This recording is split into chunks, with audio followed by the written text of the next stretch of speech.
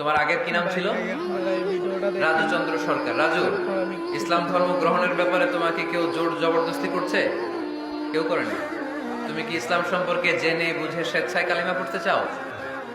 তাহলে তুমি আমার সাথে আওয়াজ করে পড়ো, আশহাদু আল্লাহ ইলাহা ইল্লাল্লাহ ওয়া আশহাদু আন্না মুহাম্মাদান আবদুহু ওয়া রাসূলুহু।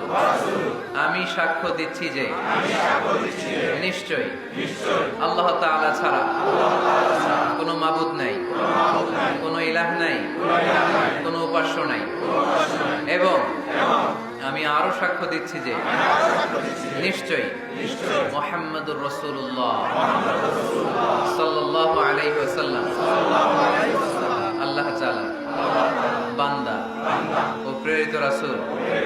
আল্লাহু আকবার, আল্লাহু আকবার, আল্লাহু আকবার।